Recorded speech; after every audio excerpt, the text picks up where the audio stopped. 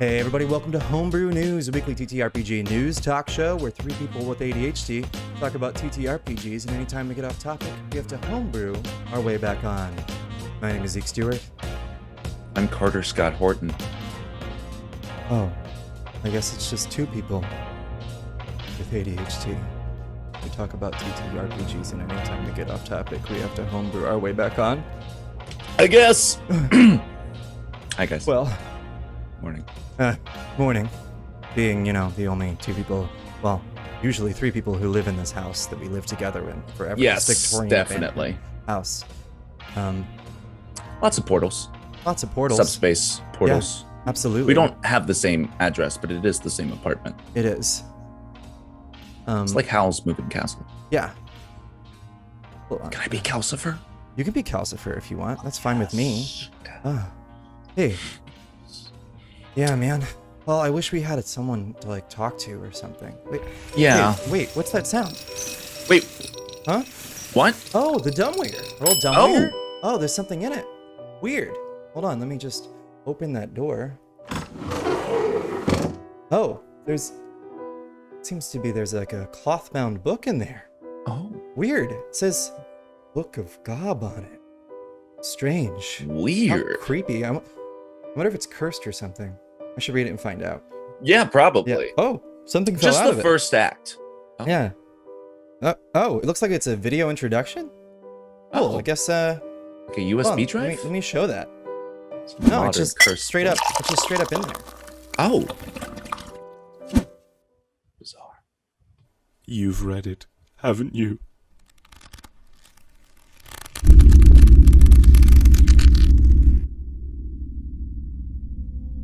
Oh no. I read it a little. Oh, no.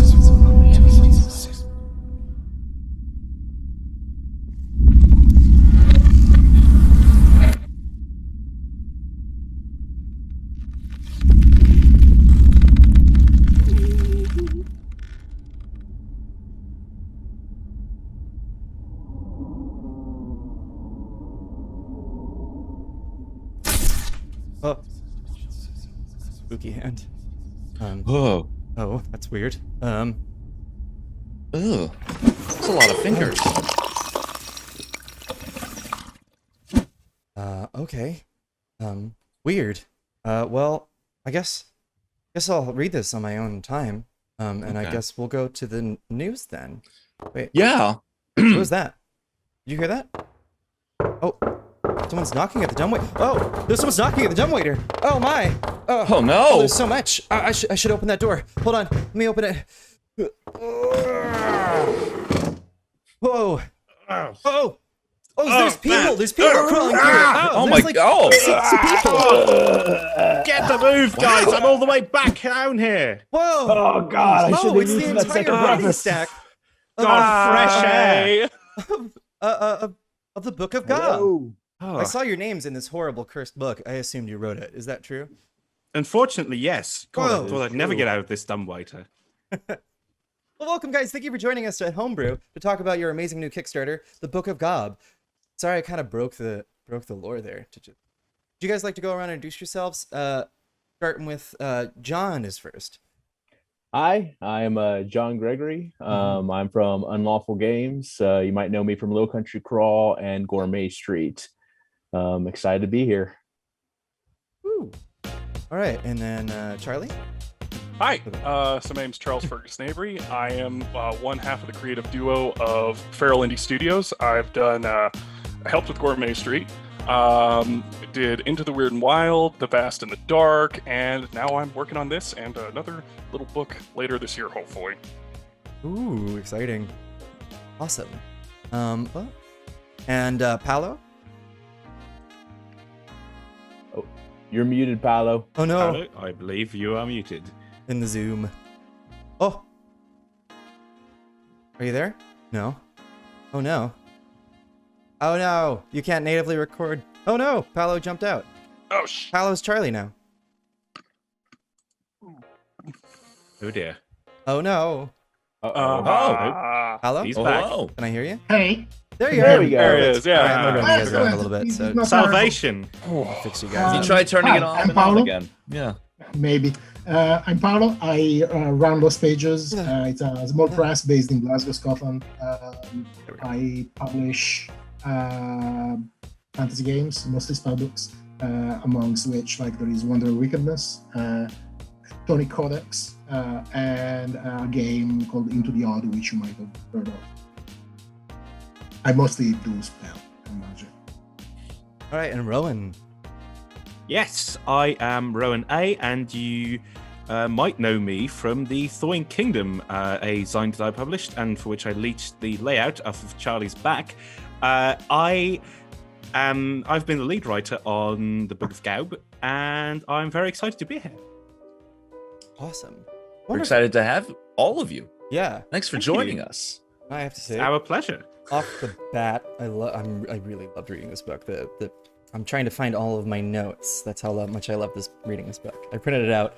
It's 90 pages, and I moved them around a lot, and now I have to find the page that had the notes on it. Well, I just have to say the introduction, like literally page 1, is a fantastic hook. Huh? Like it was, sold me immediately. I was like, oh, okay, let's find out about the Hand of Gob, and it did not disappoint. I mean, I'm just gonna get into it while you're finding your notes. I love the monsters. Mm-hmm. Where's my little thing?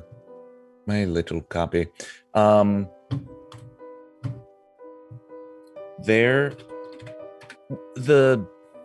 something Gorgon, where it's like a person that is filled with insects.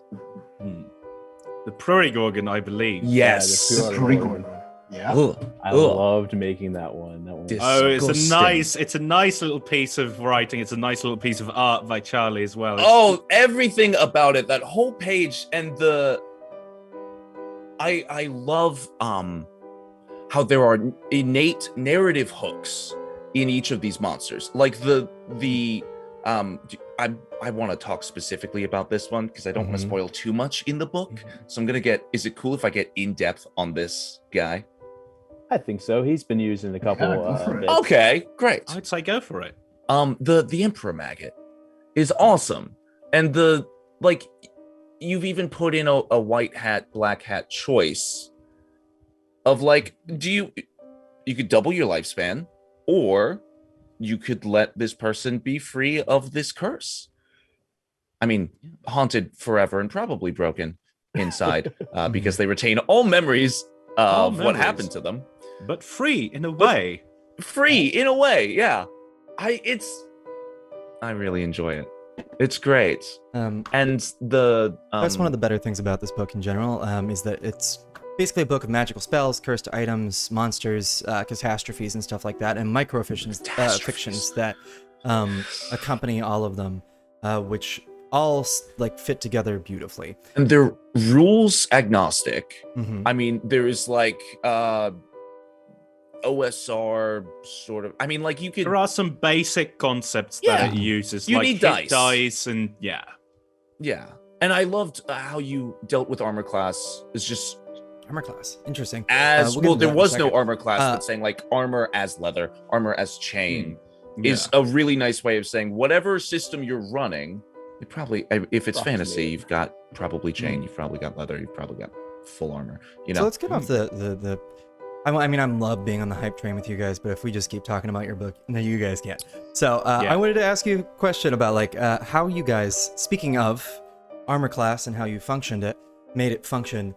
This is a truly, more so than most books that I've ever read, system agnostic book. It could be played with anything. It could just be read for funsies.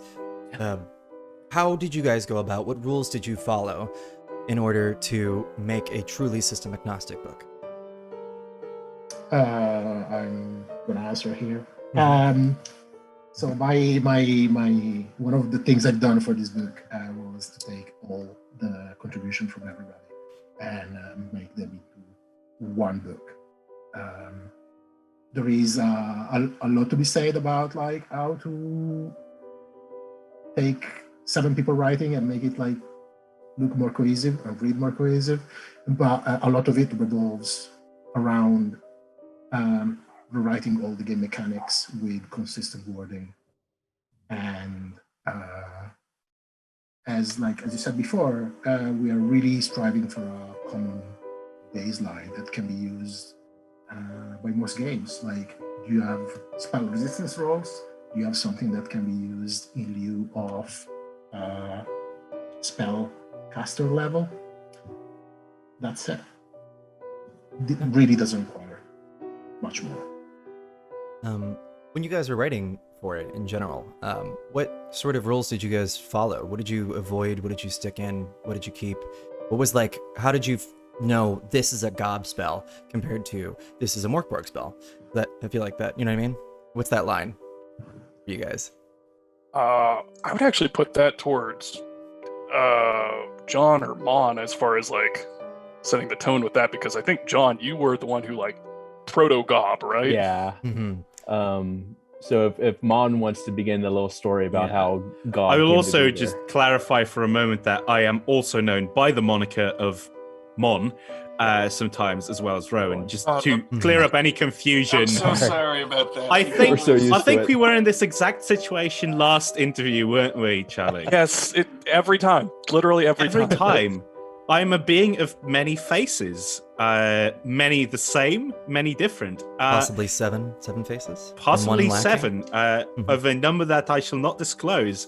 Anyway, yeah, I think what originally started as GAUB was the idea to do something that is very different from, on one hand, cosmic horror, which is about, the far unknown beyond the stars, great gods and aliens, that sort of thing. And on the other hand, something that is different from sort of red meaty horror, which we have noticed writing this, a lot of horror has a tendency to gravitate towards, if anything, because I think it's very prevalent in a lot of stuff, and it's also just something that is innately kind of, repulsive and kind of squishy. But what we tried to do is stick very clearly to a theme of what we've been calling like floorboards and cobweb horror, which is inspired by old stuff like Scary Stories to Tell in the Dark and some Stephen King works, Edgar Allan Poe, that kind of thing. So something that very much evokes this kind of grayscale feeling. Yeah, I love that. There's even a full... So, I didn't go over this, but there's a framing device within this Book of Gob. The many spells, catastrophe, stuff like that. And that is the Hand of Gob, which is 7 fingers, one of which is not there. Whether it's cut off or invisible, or just like, hey, I have 6 fingers. This one's not here. I don't know if that's what the difference is, but love it. Very cool. That's why I mentioned 7 earlier. One of those fingers is the... Told you I lost my notes. It's all out. Oh, there it is. The finger under the floorboards, which is specifically that haunted house, right? Yes. Yeah. What can you go through the fingers and describe what their categories are? Certainly, we can certainly do that. I will. Let's start off with John and Charlie introducing their own fingers that they contributed to the book. That would be very cool. Yeah, so I'll start off there. So the original GAUB was posted in 2019 to my blog, Unlawful Games, after Mon approached me with this genius idea for a collaborative spell book.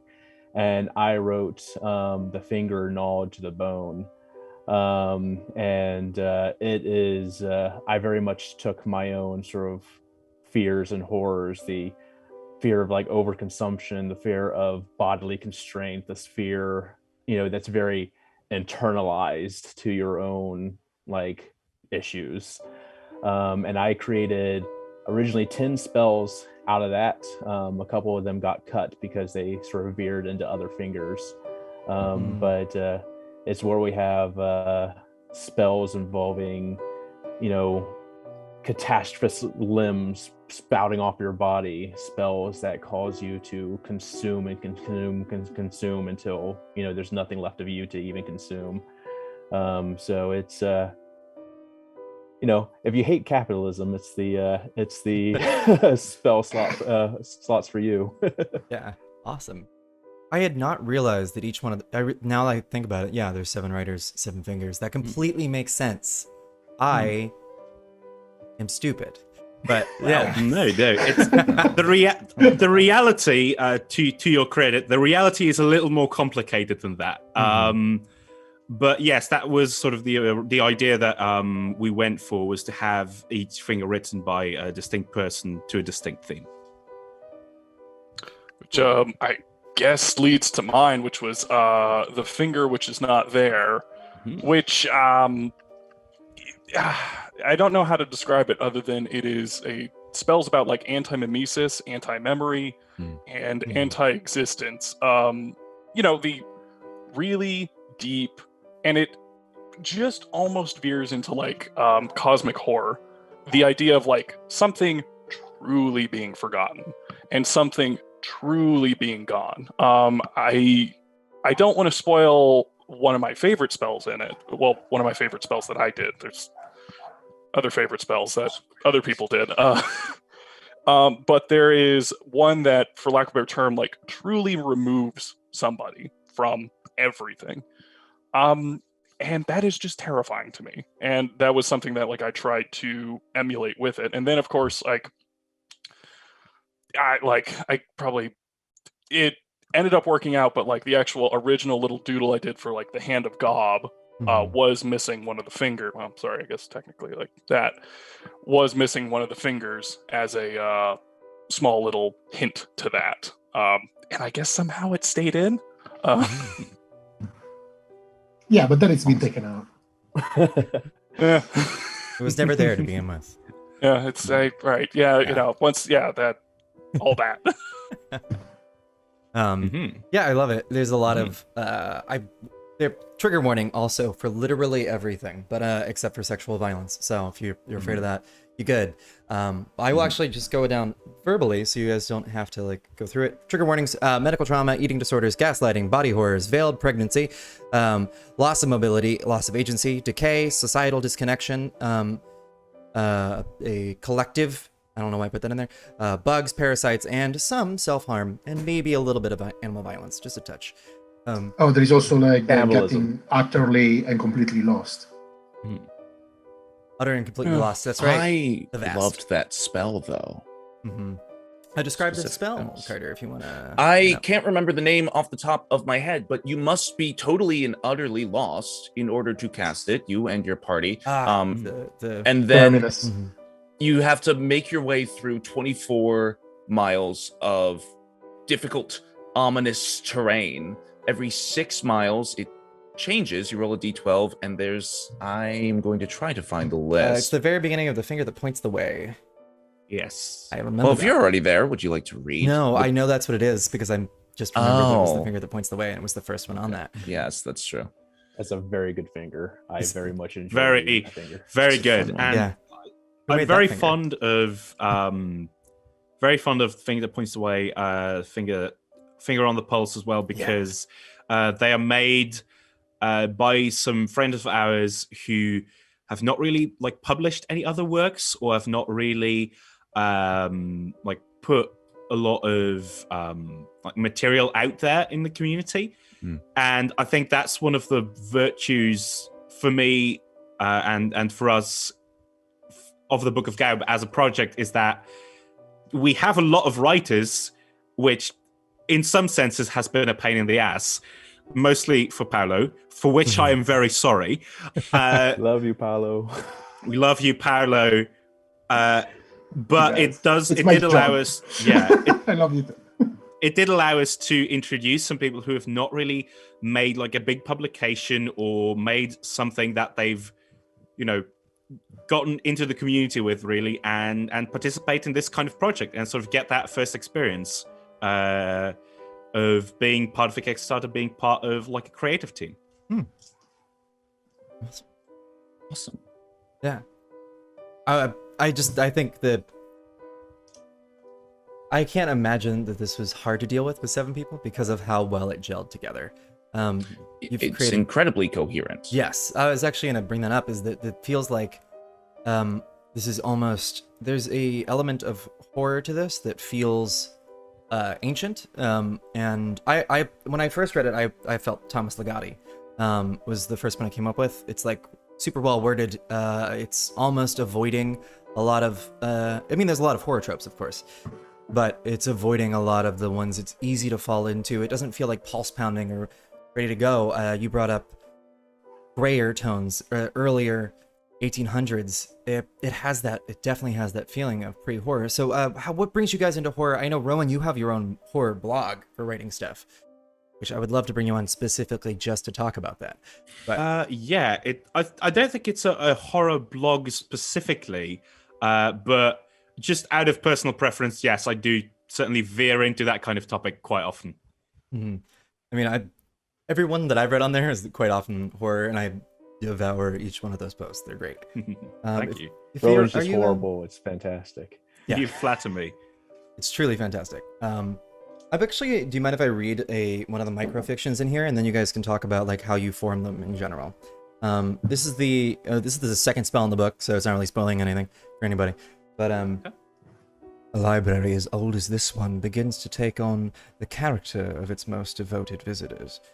Its volumes acquire their tastes, interests, and peculiarities. Just as the pouring scholars hunger for obscure knowledge, these tomes have started to become a bit peckish of late. Do mind your hands and try your best to keep to read around the bits of skin. And the way that spell works is that it makes the tomes. You will have to do a save after this thing is cast, and people will take 1d4 damage per caster level as the pages try to absorb their flesh. So basically, their fingers get sucked into it, and they try to pull your hands off, and you just rip your skin off to escape it. That is a taste of what you'll get from this book. There's so much microfiction in here that's so good. And I honestly, for a minute, when I was first reading it, it felt like it was all written by one person. 100%. That tone is carried across the whole way. How did you guys get around your microfictions? Because you guys are, I mean, you guys are also writers, so there's that. But you're primarily game designers, correct? Yeah. Yes. Yeah. Yeah. In a way, I a think strong I'm hobby. about 50-50, but yes. Yeah, technically an artist, but yeah, game design sort of happened. Oh, Look at yeah, I guess I actually do that too. this. Like all these multiple disciplinary people. Yeah, Wild talent. it's how it All goes. different hats. Yeah. I think something that's definitely helped with our cohesion for that definitely is most of the authors that are part of this, we're part of a sort of a Discord group. We call it the Very Vilest Viziers. And we spend much of the day, throwing back and forth, man, this is neat. Here's, this horrifying idea I have. And I think a large part of it is we all very much appreciate each other's criticism. We all very much, are happy for the ideas we run back and forth. And we're not afraid to, poke at each other until, we get what we want. We want the finest, thing that we can come up with. As I was saying, the original GAUB post was mine, and Rowan had asked me to start on that. And the summer of 2019 was a lot of me saying, Rowan, look at this, make sure I've got it just right. So we definitely mind milled a lot to get this to work. I blissfully also- cannot recall how much of an asshole I was to John about changing this and that, but hopefully needed it's... it. I remember when it was my turn to do that. Yes, of course. There's been a whole period where I just took the entirety of the drafts, and I was like, okay, I'm sorry, I have to do this. And there has been like countless discussions about, is this GOB enough? Could we make these more GOB? and rewrites and like poking, and I was like, I'm sorry, like I have to do this because the book has to exist. So if I'm being too much of a pain, just tell me off. But it was like a few intense weeks.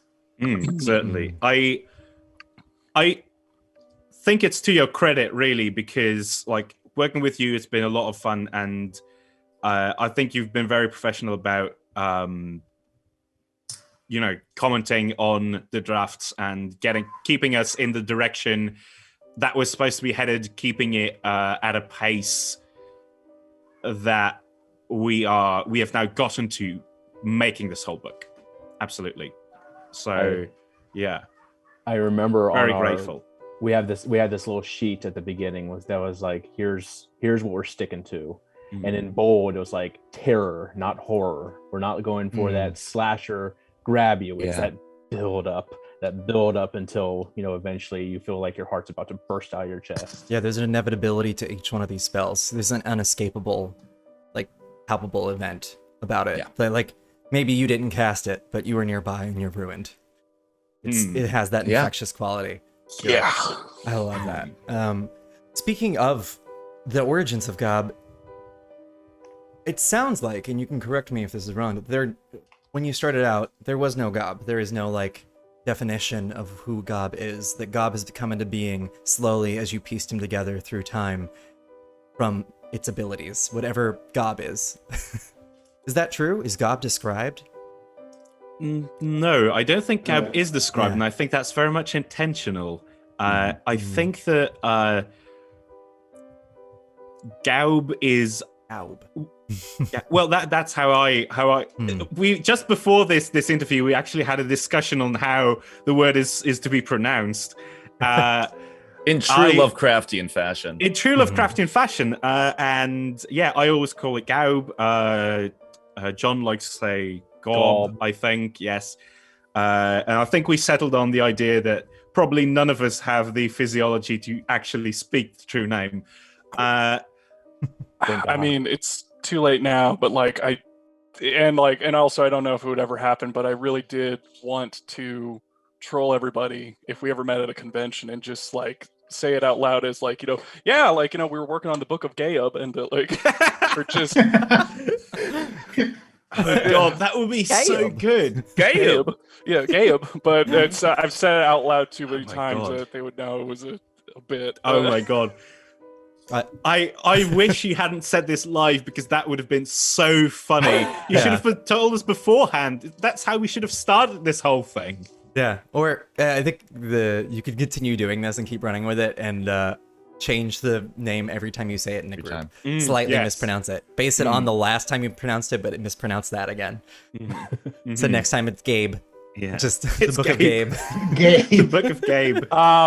And who could forget the Book of GAUB? Oh, wonderful. The true horrors of GAUB. Become. Cool. The others. So what do you? Oh, actually, I have a note here. Passed through the dumbwaiter from someplace. The question is, this comes from. It says here, Vic. What spell can you cast with what you currently have around you right now? That's a very interesting question. Almost any of them, really. I don't have a pen. I have nothing to write, so no sigil spells unless I hurt myself and And how would you cast that? That's also a good way to do it. Would you Do you need it? I could pass you a pen through the dumbwaiter. Yeah. If you want. Yeah, that would be really helpful. What could I do? Actually, I think I can think of a few spells that we could use the dumbwaiter for. Actually, I think in the floorboards thing, there are a few that sort of use confined spaces, and I think. We could, We could make it into an infinite dumbwaiter where you can fall forever. We could do that. Perfect. Yes, I'm currently becoming rather distressed about all the options that we have with this horrible dumbwaiter. If any of you is in the lowest level of the building you are, you can summon your own private abattoir. Yes. There's also a spell in the book, one of mine, which I think is quite neat, which sort of allows you to, if you find the lowest level of a building, you can summon a cellar, which is this sort of horrible, empty room, and you can do it at any given place, and it will be the same cellar. Oh. So it is this recurring space that you can carry with you almost, or that can appear in many different places. However, as long as the cellar exists in some place, it requires sustenance. And Or that's else where we it get gets to the hungry. gauby bit. Mm. Feed Yes. the You don't want it to cellar. get hungry. Love it. Yeah, feed the cellar. If you You do. leave You have to feed the cellar. something in the cellar Cellar that vor. is Sorry. inanimate, right? Like say you have a nice sword that you don't want to carry it with you on the road. You're afraid you're going to get mugged, so you leave it in the cellar. Mhm, You mhm. travel on the yeah. road. You use your Yes. your rusty traveling sword. You get to the other place and you summon the cellar. Will that sword be there? Yes. Oh yeah, absolutely. That is Unless, the Very useful. virtue of the spell. Really, that's the main use of Yeah, the spell. that's- That you can yeah. use it as a traveling Well, case yes. in a way. Mhm. Okay. I didn't know if it However, was like a but you must- refuge. But there are a few things about it that are really make it like not convenient to be used like that. Though. For example, like every time you is it- summon it, you must feed it, or else it gets super crotchety and hungry. Mm. Yes, really, the convenience And- of the cellar. Oh, sorry. Go ahead. Yeah, it's just like not a thing. Also, like when you summon it, the cellar, like the trapdoor, is locked, and the key is in your stomach. Hmm. all right. Yeah. I love it. Okay. I will say just that a quick finger down the throat. Right. You're Yeah. home. Yeah. And then when you want to make the cellar go away, you have to swallow the key. oh, It just disappears into No one else can get to some distance recess of space and time. Mhm. Until I like next the time. you did help me discover my new favorite 2 words in the English language, which is cellar vor. Or Mm. that would be Speaking of someone who words- eats cellars, though. Or the vor, or the cellar that eats vors. Wait, or it eats people. Would we have which- to talk about this? It's welcome kind of to our Homebrew. brand. Yeah. Sorry. Yeah, we bring up just the worst Just worst the things. worst and strangest things. Yeah. Admittedly, coming on here as the creators of the Book of GAUB, I Yeah. think we have nothing to say about any brand being awful. right? Yeah. No. There's that. That's But fair. by the way, I was gonna say I'm the third person with ADHD if you want to design games. There we go. The set Well, is if we ever complete get after all. There we go. Whenever we get off topic, we'll homebrew our way back on. So far, we haven't gotten off topic, which is Yeah, very we've been impressive. very good. It's because I took 2 shots of espresso before we went live. True. I And we think. 6 people, so we all have a lot And you to guys say. just So- keep on. Yeah. I don't want to break the flow either, but was there some kind of news segment? That Oh, you yeah, we guys could talk were about- doing? There is a news Yeah, segment. we can get to yeah, news, and we can jump back to GAUB afterward if you'd like. Sure. Absolutely. It's all the same to me. I was just making sure that it didn't, slip between the cracks. Look, Oh, we there you could just go. put it You in the definitely cellar, don't want to swallow slip the key, between and come back to it cracks later. with GAUB. Yeah. This is true. Yeah. You'll fall into the cellar. Mm. Or the dumbwaiter. Or the dumbwaiter. Whichever's. Oh, no. And while I'm pulling up the news, I have another question. I thought I had another question. Now it's gone. So never mind. Forget that.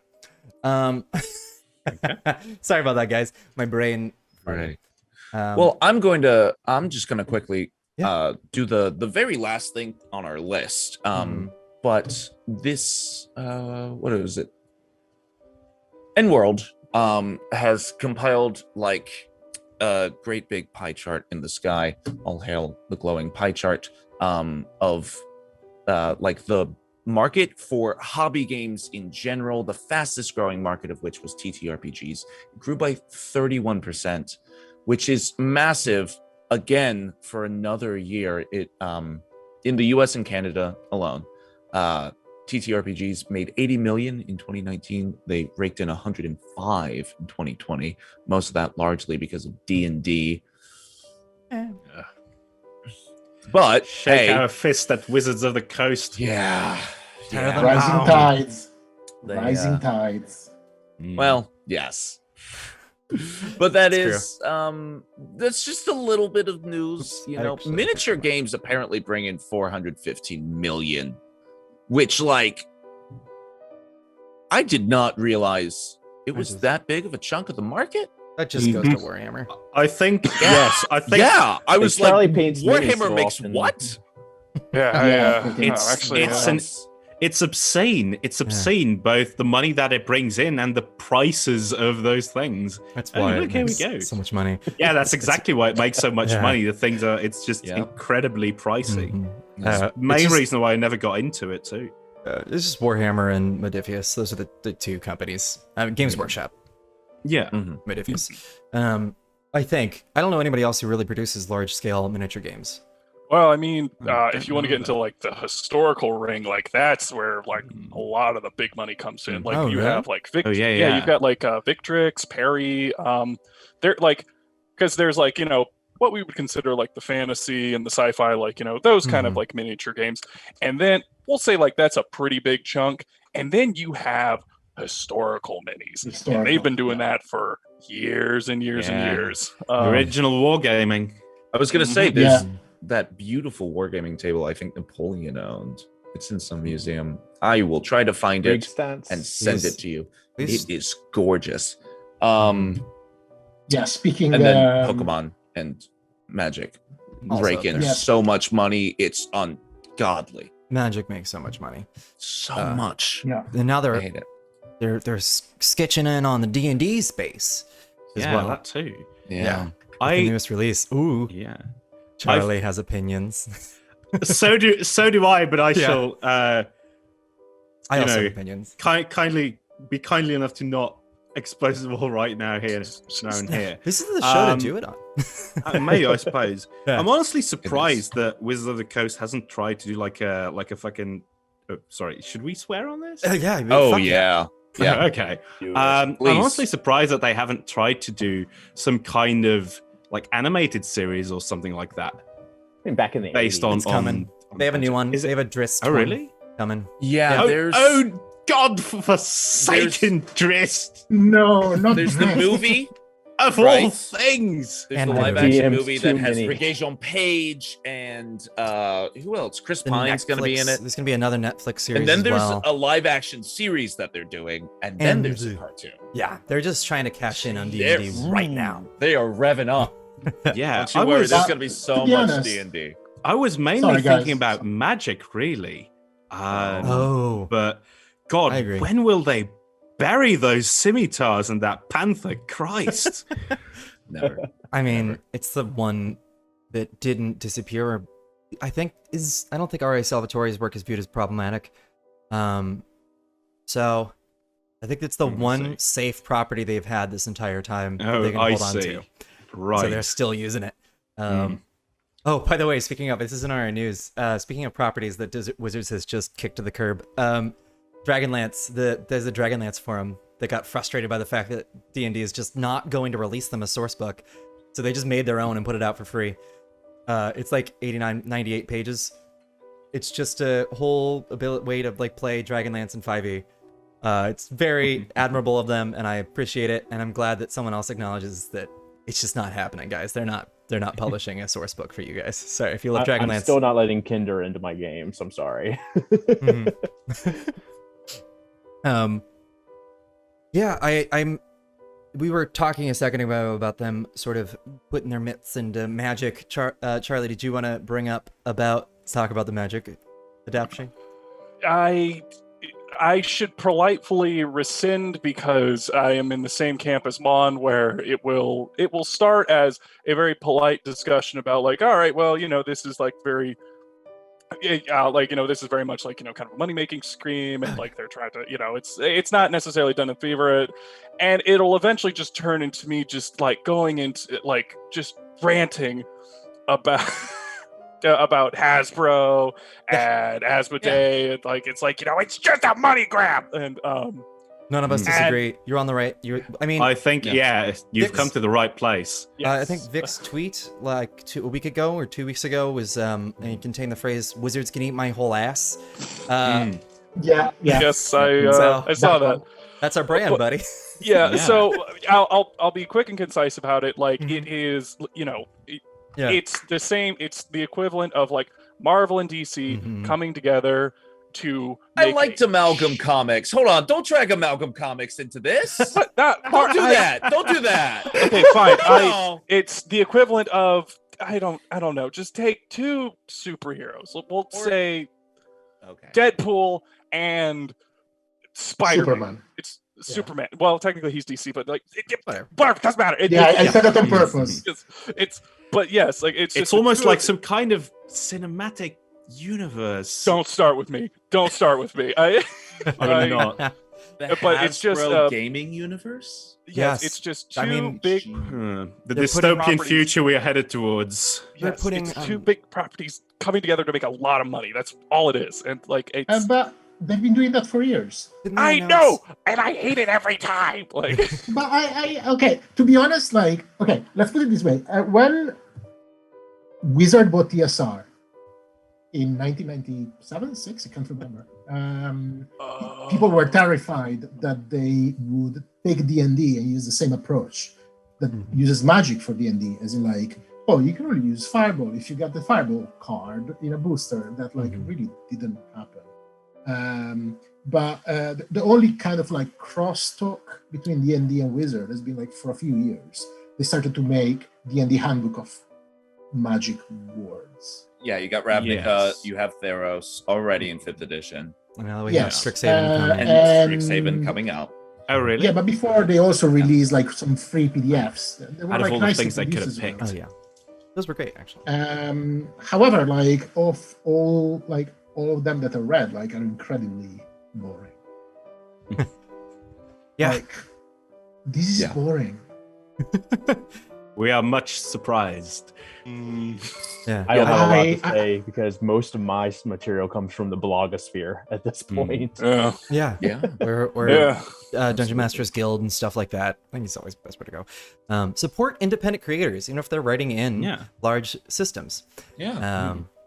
Welcome to the indie stream.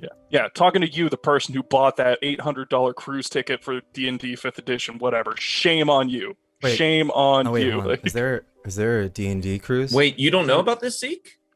What? Oh man, Give you me need this to, news. you need to get back on Twitter.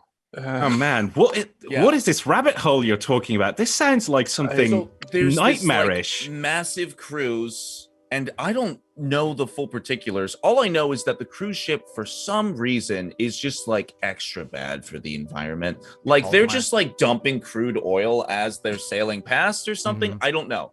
I have not found a source or any sort of like published anything about it. Just people like, you know how you get on Twitter and you just see the aftermath and you've got to snoop to find it. I couldn't get all the way to the bottom, but from what I gathered, it's terrible for the environment.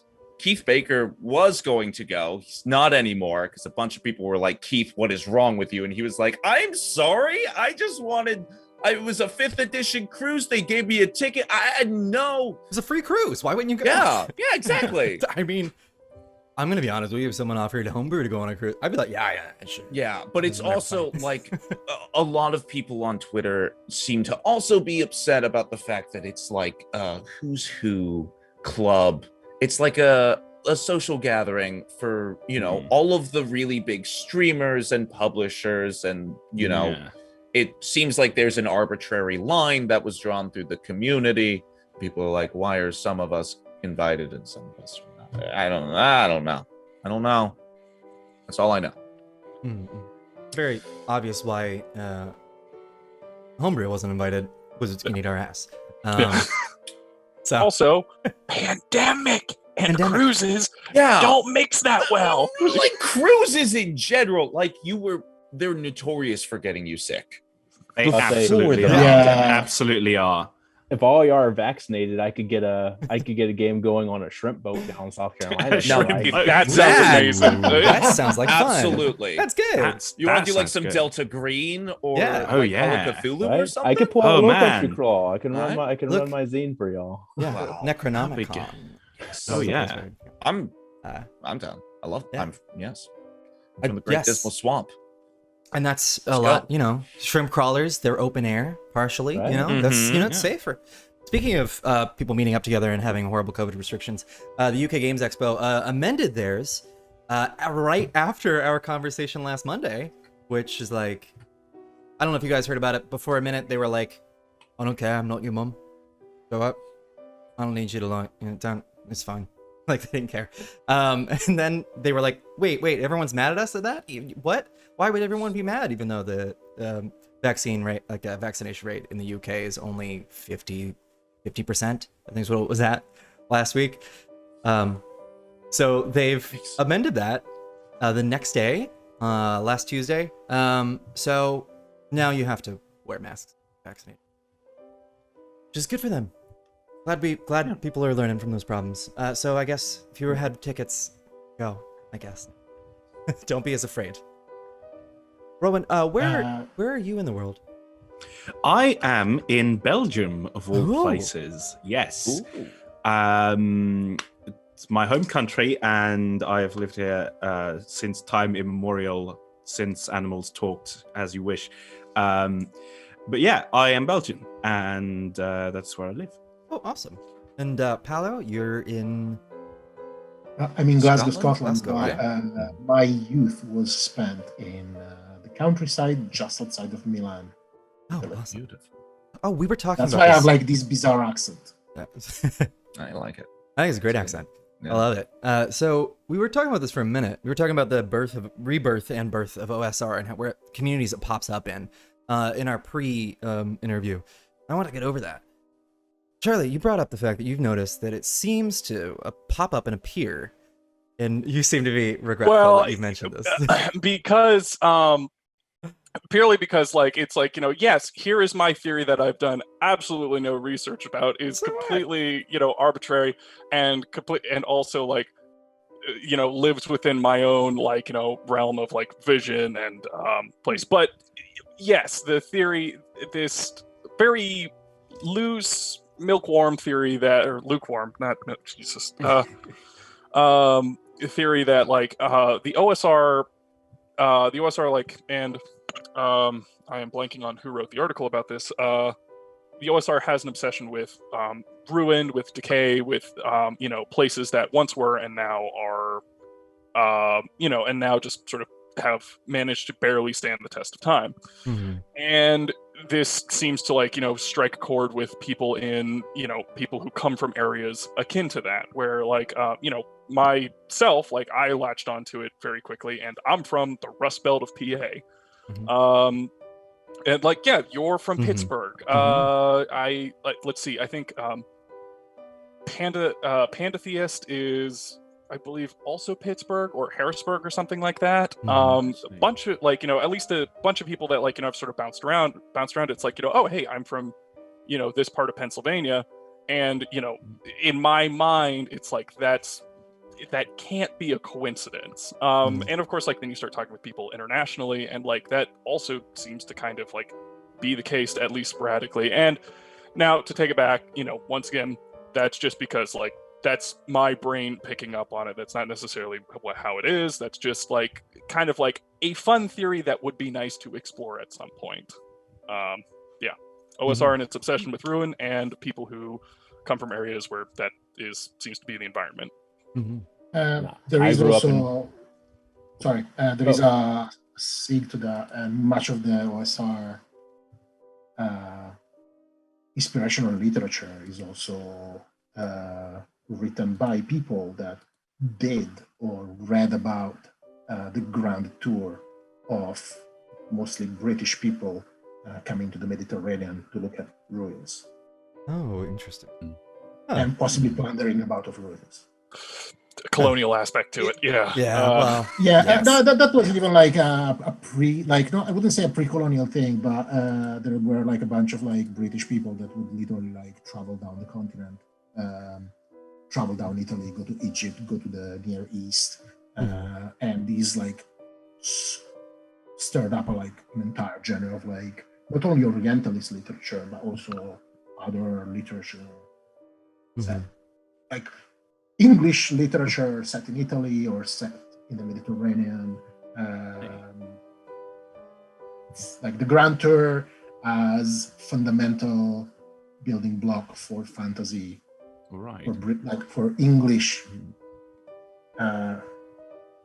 written fantasy, not for fantasy Yeah. in general, is definitely a very much not explored thing.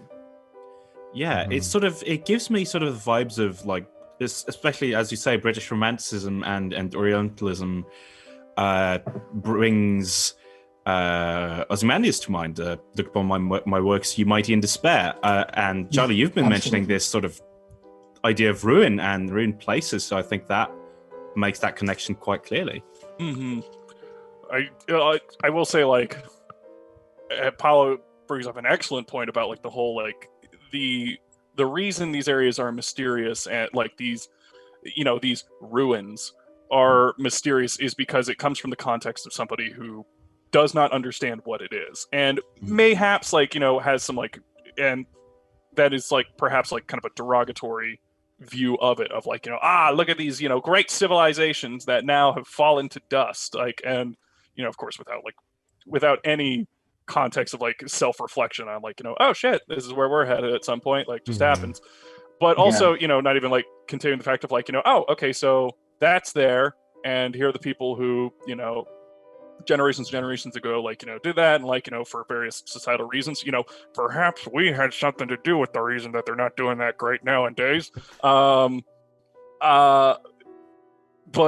yeah, like that's that kind of view of ruins is like definitely like, I think there's like a derogatory way of viewing like the ruins and the mystique of it, rather than That like is, yes, absolutely. This also ties in a couple of other things. One of them is that all aliens build the pyramids, as in Well, sure, yeah. I- no, I guess ancient alien societies. theorists. I have come Abound. As in, to like, yeah that's I've one of come the to two things. hate that theory. It's like Africans, as in like Egyptians, Mediterraneans, or like the ancient Greece could not have possibly like built those things because they had only sticks and stones and bronze tools. Yet they did, and which is like racist. It's just racist, guys. But there is also a funny thing, because like these are like owing back to our old golden age. This is like a typical like fantasy thing, like the old ruins of the elves or the dwarves, or golden age kind of fantasy. It's not new. Like the Odyssey and the Iliad were exactly the same for the Greeks. They spoke about their own golden age. And the Greeks that we now see as like maybe like, I don't want to say a golden age of democracy, but like it's like a kind of a complicated thing. Like they did a bunch of like progress, like scientific and mathematical and philosophical and so on. They had the same ancient awe toward Egyptians, because the Egyptians had been kingdoms for thousands of years when the Greeks had their apex of civilization. So it's not a modern fad. It's been going on for thousands of years, and it's, I don't know, there is probably something to say about like wanting to build a narrative of ruins. Yeah, I also Probably we have to design a game now. I think we hear the Yeah. Oh, not another one. Well, I definitely think with the ruin aspect that we think of, we think of all this sort of colonial ruins, everything like that you're talking about, with like bringing a little bit back to GAUB. I think that's why a lot of what you see written in GAUB is in a sort of a semi-modern era feel, because it's not like looking upon what we perceive as the rot of previous civilizations, the ruin of previous civilizations. It's the rot and the ruin that is going on now. Like there's sort of a Southern Gothic influence, at least in my part, that it's it's watching the rot as it happens. And it's not ruins yet, but it's like right at that tipping point when And for me, a lot of that comes from I grew up in Beaufort, South Carolina, along the Low Country, and there's all these old antebellum graveyards. I spent a lot of time hanging out at the Chapel of Ease, which is this old pre-Civil War burnt out chapel that has lots of ghost stories. You can't cough without falling into a ghost story in South Carolina. And that's definitely been like a big part of my mindset coming into this, into the OSR and the ruin and everything like that. Like I didn't have a lot of experience with all this. I just knew I spent a lot of time in graveyards as a kid, and it's my grandpa's fault, and it's what I like now. Very fair. Yeah, I think this discussion kind of brings up the fact that during the development of GAUB, when not all of the fingers had been hashed out sort of theme-wise, we actually tried something that was based on like ancient civilizations and kind of more that idea of that like old ruin, and it didn't end up working out. As you can see, if you get the book now, it's like that's not in there. So I think it's interesting that that didn't end up making it in, or didn't end up meshing with all the rest of GAUB very well. Perhaps because, as you've been saying, it's written quite, neutrally in time, or it has this vague modern-ish notion to it, but generally you could place it anywhere along the timeline, or at least on a very broad part of it. Yeah, I think it's. I'm sorry.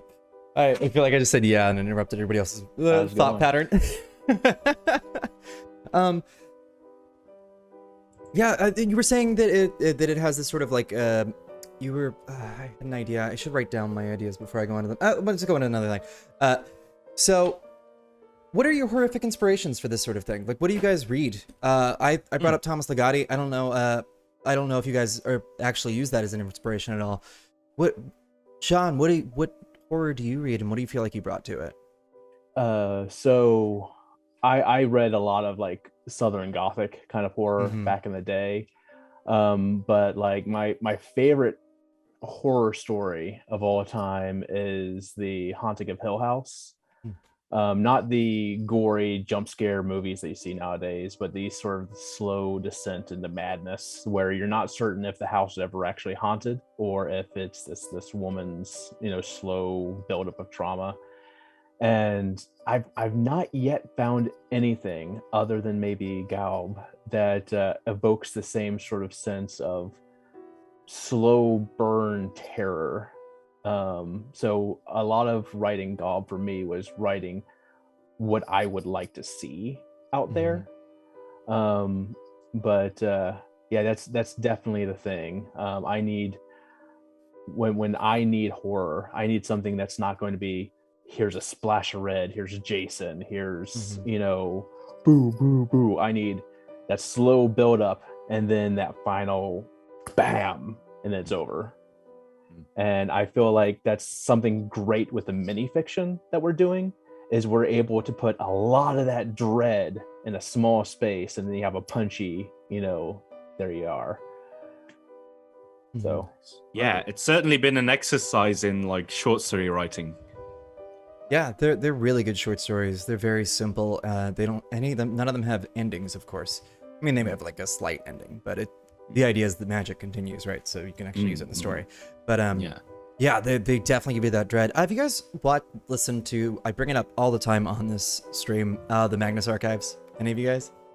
Yep. I've been to the last season. Funnily enough, I actually started it, but I never got past the first season with it. Oh my God. It wasn't my thing for some reason. You would think, but you should keep going because it gets better. It honestly, one of the rare things that I think from beginning to end just continually moves up in quality until it ends. And even the ending is good. Okay. I think it's also a slow burn. Brotherhood. Okay. Something with Magnus Archives that gets better. really influenced me a little bit, I think, is I always cite two people as like the people are the reason why I started creating content, why I got onto the blogosphere. and that's Arnold K from Goblin Punch and Dandy Man from Throne of Salt, which if any of you out there listening have never been to Throne of Salt, definitely go there now. And both of them, like especially Dandy Man from Throne of Salt, has been good about creating that surreal dread horror that is different from anything else. But definitely parts of Magnus Archives touch tone on that. You know, a little bit of SCP, a little bit of Magnus Archives. It makes the horror feel a little bit more real. Like it could be in that closet in the hallway that I never open. I could open that and there it is. There's a bit of GAUB, a little bit of Magnus Archives, a little bit of the Throne of Salt. Have you ever read Copping Squid and Other Mythos Stories by Michael If you Shea? give me 5 seconds, by the way, I'm just gonna looking for I something. really recommend it. I think it's some great mythos stuff. It takes place in the 60s and 70s in San Francisco, which is like not where you normally encounter mythos. It's really well written. I can't remember. I don't know if I could say my favorite story from the collection. What's it called again? Copping Squid Yeah. and Other Mythos Stories. Copping Squid is one of them. Sathagua. I think it's just called Sathagua. It Classic. is. There's a steamy scene involving some cloaca. Ooh, gross. Oof. All right. Well, See, There's half our audience. oh no. Wow, No, I'm just watching the view count drop. it's still No, on kidding. brand. Yeah, That it's actually still on brand. reminds me, I started Uh, listening to John Langan, The Wide Carnivorous Sky and Other Monstrous Geographies, sort of after we were done with all of this. And I've only gotten through like the first short story of that, and it made me have to put it down a couple of times. Like it is the right sort of like hideousness that if you're going to run something with GAUB, it might be worth listening to. Yeah. What was All right. cool. Bookmarked. Thanks for all the recommendations. I literally have just written all of them down. Now I have things to read forever. Although I've been... I like personally like I'm a bit of an outlier here. Uh-huh. I don't really do much horror. Most of the horror I read was Chalmers. Is it called The King in Yellow? The collection of Carcosa stories. yes, Yeah. yes. Yes. And but that's pretty much the only horror book I read. I was gonna bring that up. Is that... But that's been the great thing about Oh, you, well, Paolo. Yeah, go ahead. That's not that like actually there are like some Lord Dunsany / Thomas Plunkett stories that are frankly terrifying. Like Tagor the jeweler that ends up stealing a jewel from a temple and then being chased by Lot, which is the spider god that lives inside the temple. And also but most of the horror I read is the SCP Foundation.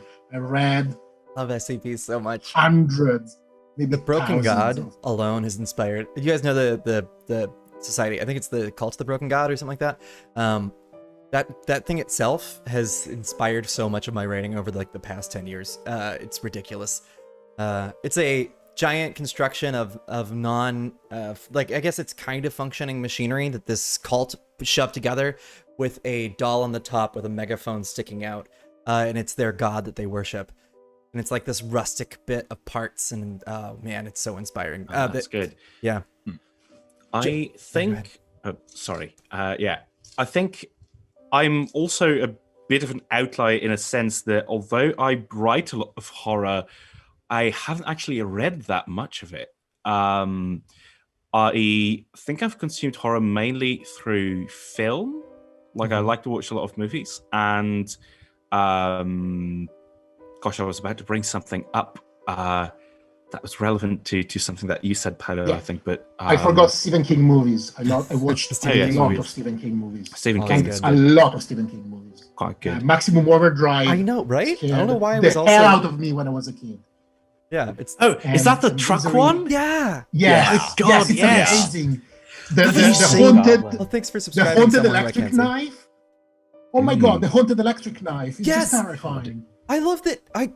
That's like viewed as like a horrible B movie, and everyone when it came out was like, "This is kind of garbage." As a child, that scarred the shit out of me. Specifically, like yeah. the the knife and the Coke can machine that kills that guy, which is supposed to be a joke death, freaked me out for some reason, because it's just stuff you encounter every day in like a normal situation, and then just having it murder the shit out of you for some reason really affected that me. was, I think, the premise of the whole film, wasn't it? Yeah, man. Oh, I remember seeing. Go ahead, Paolo. There is like this beautiful thing about Stephen King. I'm a bit of a movie buff.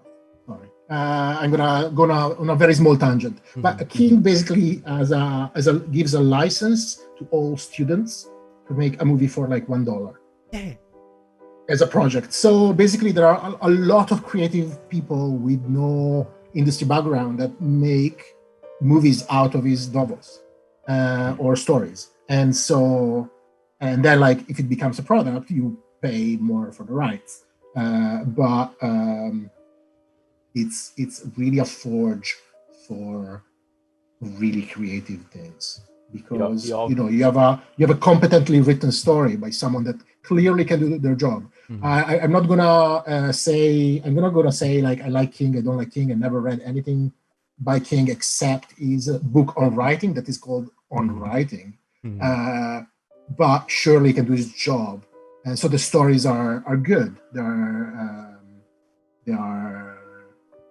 They latch onto you, and like Misery is terrifying. The Shining is absolutely terrifying. They're all terrifying. As a kid, they're amazing because they're the right level of terrifying for kids.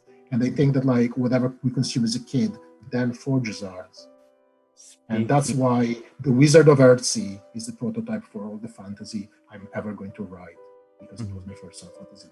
Speaking of kids, though, and horror, scary stories to tell in the dark. Like those stories were very important to me as a kid. I feel and the that artwork of Stephen Gamel was in my head for every little bit of GAUB I did. Like poor Charlie when he was doing some art. Oh yeah, it's like, hey, Stephen Gamel. We're thinking of like for the art, like definitely we're gonna try to go for like a scary stories in the dark, like no problem, right? Like those are just like some of the biggest shoes I've ever had to fill in my entire goddamn life, but it's rock and roll, like I tried to channel it, but like the more I started looking into stuff, first off, it is impossible to find pictures of like the original artwork. I can't, like, the guy is hard to research, and then on top of that, so like all you have to work off are the actual like Xeroxed pages in like higher quality and stuff like that, and like there is something unattainable about those illustrations, something ephemeral. And I think like Slimy Swamp Ghost, Trevor Henderson, yes, and the Henderson, other yes, Henderson, and there was somebody else that was doing art, and I can't remember. Enoch, yes. Enoch, they get close to it, and I would love to bug them about like how do you do that, because I like, and it could be a style thing. But when I was like trying to attain that, like, and like really like looking at the art, I was like, oh my god, like there is something going on with those illustrations. So much detail, so much like precision and choice of like what where the texture goes, that it just it's wonderful. And they showed that to kids. I remember me. 4th grade when you're checking that book out over and over and over again, and them being like, man, what's with that kid that only checks out the book on palmistry and scary stories to tell in the dark? There's something. If only you knew. You would have been my best friend by far. Yeah. I owned all those books, and I just flipped through them and couldn't sleep at night, and that was my goal, I guess. I don't know why, but yeah, there's like something about those that causes obsession. I can relate to that. Because now that you mention it, I don't read that much. Period, unfortunately, as an adult, but as a kid, I used to read a lot. And when we would go in primary school, when we would go to the local library where you had to borrow a book and read it, me and my friends would always sort of try to one-up each other with what kind of book that you would take and read, and we'd go for like scary stuff, obviously like horror books for kids, but still like some pretty nasty stuff, which was a mistake on my end because I could not deal with that as a kid, but here we are. And yeah, I think maybe a lot of it is coming from there. I've just realized what it was that I wanted to say. I've been listening to Old Gods of Appalachia, which is a podcast, which is also very, very good. It's beautifully produced. The stories are fantastic. Absolutely would recommend it. Awesome. Got a lot of family in Upper Virginia and West Virginia, and that podcast is definitely calling to my people. Yeah. Oh. Yeah, I'll do. I do. Me and Carter, I guess we're just No. get I away was from just our microphone and let dead air just hang in the space. I was thinking I was in Appalachia last week. That's all. Yeah. I went on my own mission and investigation. I see. I had to disappear. Yeah, you had to go there, For a of week. course. Mhm. Yeah. Yeah. Yeah. Fall down the hole, the Mothman. I fell down the so dumbwaiter and then, ended up in the Appalachian Mountains. You emerge from the mountains covered in like dust, moth dust. You're like, everyone's like, what happened? And you're like, well, You can't touch me, otherwise I can't fly. I lose any of this dust, I lose my ability to fly. Do not touch me. Oh, is that where fairy dust came from? No. I'm just thinking, is that like possibly where I that think came so. from like touching Maybe. moth wings? And everyone's like, Yeah. oh, if you have that dust, you can fly, and Yeah. if you get enough on you. I'm just sorry. Wow, I mean, just I kinda could will. imagine a particularly beautiful butterfly or moth being like, that's a pixie. Yeah. Pixie moths. Yeah. I mean, especially in Pixies. Appalachia, those fuckers get huge. Mm. The red eyes. Yeah. Give me lamp, Yeah. brother. Give me a lamp. There it Give me is. lamp. Such a Speaking of good Mothman, lamp. Oh, my Oh, little he's so Oh, cute. yeah. Lovely. Love Mothman. I love the Best cryptid. Mothman revival that's happened in the past couple of years. He went from being like this terrifying thing from the 70s to now like this iconic, beautiful Yeah, it's thing. Well, he's a representation been a of friend. inevitable destruction, and perhaps we welcome that. So, And TikTok's also made him gay, so there's also that that. too. Oh yeah. What did you just say? TikTok's made Mothman gay. Because of course. I'm What else did you down with expect? that.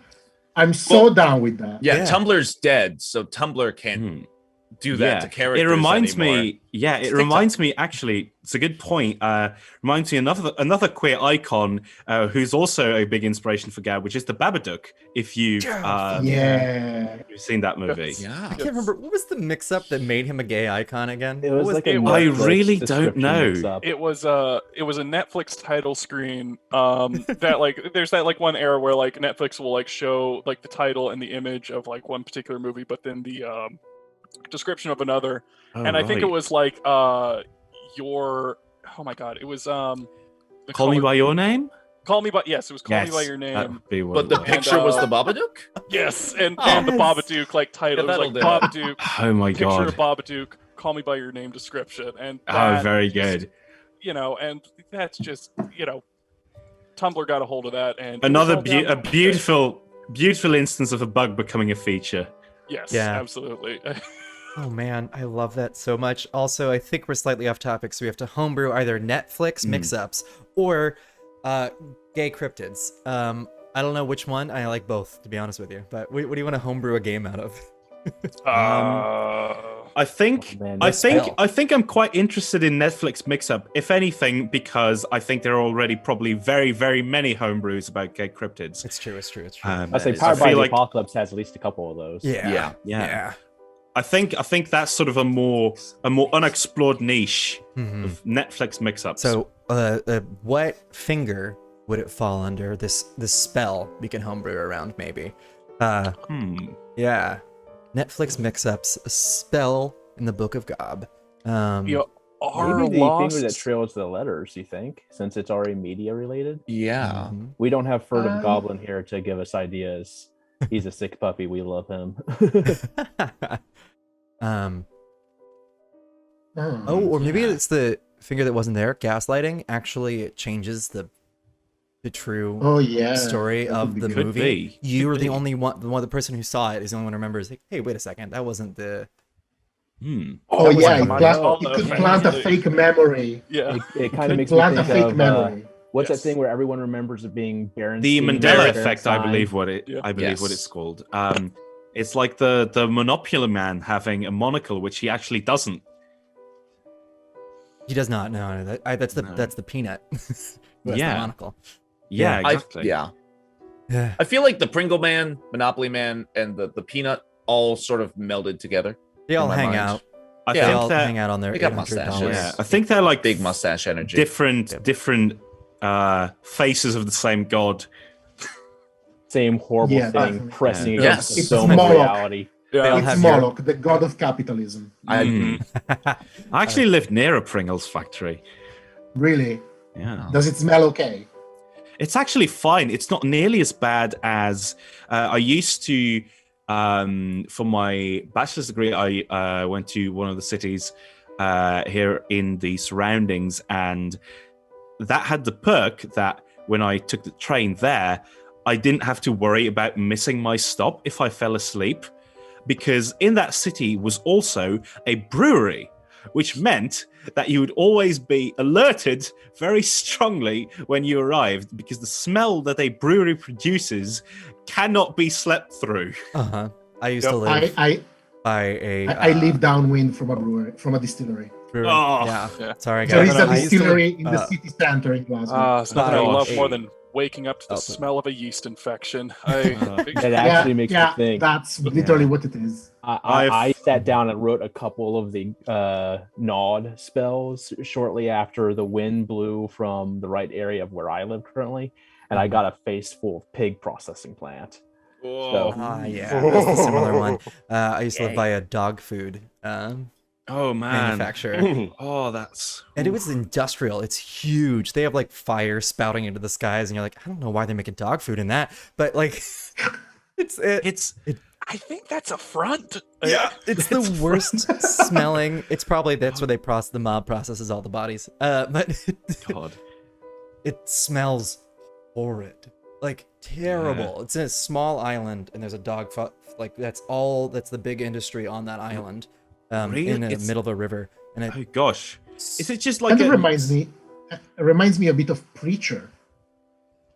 You know, with the meat processing plant. Yeah. That kind of does track. that does make me think too. Speak of small islands and smells, like when I was doing Low Country Crawl, and when David Sheridan was doing Bone Marshes, sort of a thing that we thought were so central to our experience of that area was the smell of pluff mud. And if you've never smelled pluff mud, there's no way to really accurately describe the smell What's of pluff mud? So we come from this really marshy area, and pluff mud is like, take the most decayed, stinky, fishy mud and then mix it with quicksand. Like you will get down to your waist very quickly. You'll eat your shoes. Pluff mud was so much part of the smell and everything else of the experience of the Low Country that I made it a special environmental hazard in Low Country Crawl, and David bottled it and sent it to people who backed Bone Marshes at a certain tier. So like This there's is just it's just the smell of rot and decay and oysters and blood, and it's the worst thing ever. God, that But shipping must have been a when nightmare. Oh, I know. But whenever I visit home, like I know I'm home when I can smell pluff mud. like, And That's it's the smell of home. yeah. For me, is meat sauce. For you, is pluff mud. Bolognese, or Yeah. just the worst smell ever. Love it. Mm. Cool. Well, we're approaching a near end here for our conversation. We could have talked about some of the new announcements for Wizards, but we don't have time for that stuff. We don't need it. I want to talk more about GAUB. It's much cooler. You guys already know Yeah. about it anyways, Yeah. probably. Let's be honest. Yeah, there's Yeah. books. They're If coming you out. want to know, We'll be, we'll be made to find out at some point, I'm sure. Yes, our corporate mandated advertising will be directly streamed to us in all of our devices. Mm. I will acknowledge that I said on Twitter that if they announce the Dragonomicon, I will have to eat a dragon. I will find a dragon in real life and fucking eat it. So I guess I'm going on a quest for next week's homebrew. to consume a dragon. I might know where you can find some iguanas just to get a start. Yeah, I guess I'll. Yeah, pet So work, stores. work your way up to it. It's just I have to like slowly. I swallow an iguana whole. I start with like a gecko, and then I go to an iguana, and then Why whole? May I ask? Boar, I guess, is now our thing. I don't know. I Don't brought it say up once in our. one Don't episode. bring anyone else into this. Seek 2 references, both from you. Sorry, I just love the idea of like walking into a pet store and like say like looking at an iguana and That just one. saying how much for the big one, like, and, like you're picking out lobsters. Yes, tank. exactly. Like, do you need to like put dreadful. gloves on him or something before you give him to me instead of the little bands, the little iguana gloves? Mhm. Can I get some crickets on the side? Mhm. Yeah. Well, I gotta feed him while he's in there. You know what I mean? I'll say I used to Nice and own fat. iguanas. They go very nice with some collard greens. I'll just suggest. Yeah. Well, yeah, you might be. Yeah, from You know what? You could make a trip south and get some alligator. That's That's pretty pretty close. close. That's good. Pretty good. That's about as close as you're actually gonna Yeah. get to dragon. Yeah, I guess Yeah, that's alligator true. or just dragon fruit. We're gonna see because I'm vegetarian. Or dragon fruit. Oh, yeah. Nice. Dragon All right. fruit, yeah. You are. Yes, you are. Yes, you are. I forget sometimes. But I might still. I mean, I did make the bet, so. Hey, Hmm. look, I also. No, I'm not gonna say that. I was gonna say I know some furries, but scalies.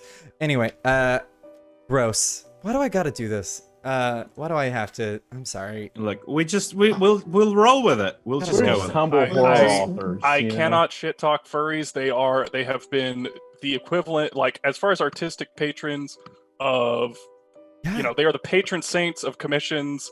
They are the equivalent of the modern day Medici, as far as I'm concerned, when it comes Yeah, to art. yeah. So That is true. They Absolutely. are apparently the best, but some of them are really terrible. I yeah, love yeah, like, yeah, oh, that's, yeah. What do you mean? Like the You're- Medici, you va- like, Yeah, I like the yeah, exactly. like the Medici. Like, what do you Like mean? the Your Medici. art? You value your art more than $1? Yeah, well. I love how. Vic I feels just wanna called out say in the chat. that in chat. Sorry, our views as I started talking about enjoying scalies in very interesting ways. That our views skyrocketed, so everyone heard me. Oh no. I mean, like, Anyway, I guess I have to. Okay. I mean, a scaly wouldn't be the weirdest thing that has been in my mouth. Oh, speaking of, this was a question that Vic had yesterday. What is the weirdest thing that you would eat for a spell? Like, what in the book? Maybe what is the one thing you would consume that is in here? What's the worst thing that you would devour? So one of the spells, and was the first GAUB spell, Uh-huh. is the first one, causes you just to continuously eat, starting with like the most food-like items and going on down to less and less and less food-like items. And if you die, you come back and you just keep eating. And Love it. part of that was inspired by my willingness over time to eat essentially anything. As a kid, I was stupid and I ate just about anything on a dare. And I thought, man, what if I couldn't stop? And that was a major inspiration there. Like an inverse Katamari, almost. Right? Yes, yeah, something like that. reverse Katamari. Yes. Yeah. Just turn yourself inside out and roll around. Oh my god, that is not what I Love it. Oh. Next edition Like of a GAUB, sea that's coming cucumber, in. you just That is vomit up your insides and then GAUB. pull it back in. Ugh. That's a very fast way to eat. Wow, that's a Yeah. good monster. Anybody Gosh, want to? yeah. You should add that. Speaking of which, there are only supposedly on your Kickstarter there are 10. There's 100 pages of your book. PDF I was sent only has 90. What are you hiding from me? What curses do you not feel I'm not ready for? Is it the What do you sea cucumber human? What do you mean? Like you can't remember the 10 pages? What? 10 pages that aren't there. Yeah. I'm Those are the very 10 sorry. pages nobody can remember. I feel the need to apologize because this is technically my fault. Yes. Which actually, Uh, speaking of things willing to eat, I did create. I don't know if it made the I haven't checked the most recent PDF. I'm not sure if it made the cut, but there's something called like cerebellumites, which are basically like little. Yes, Yes. it's in. It's in. Okay, they're yes. basically little memory eating scabies. And Ooh, you yeah, get it that's from a bat, like a dirty couch. I look. Okay. We put the trigger Yeah, warnings at the beginning. Yeah. We put the Yeah, trigger I know, warnings at the I beginning. know. Like everybody's on board. Breathing But yeah, so through it. little memory. So those things, and if you get enough of them, say from like one person who is badly infected, take them all, dry them, and then grind them into a powder, and you are hit with like a wave of memories all at once, and like there's a chance that they're kind of useful, that you can like sort of like peer through the memories and like figure out one. I think it's like one question, or have one question answered, or something along those lines. So I mean that would be a trip. Yeah. I have a good think one now. there's a. Yeah, I think Paolo. I think we might be talking about the same spell. Yes. However, yes. I want to say something before. Mhm. So Yes, please. this is the 13th occult book that Lost Pages releases. Mm. So that's why it's called issue 13. And in all the spell books that I put my hands on, I do my best, even if it's only like wizardry spells, sorcery spell, whatever, to add healing spells and resurrection spells. And however, in this book, there is like even one that is even more. It's a spell that can make you young. Not only it makes you young, but it makes you forget everything that happened since then. So imagine to be able to go back to, I don't know, 20 and forget everything that happened to you since you were 20. And you shed everything, like all these ages, all these years and memories, you shed them as fat and skin. Wow. Wait. And then anybody can eat the fat and skin to recover your memories. A little bit of Junji Ito there. Oh yeah, you mean Yes. the grease thing? Is that what you're talking about? Yes, That? yes, Oh, It's super gross. yes. Magdalenity. I have to Magdalenity. take culpability for that one. very good. But yes, Very good. very, very good. So you guys yeah, would that eat was that? the. I personally would never eat that.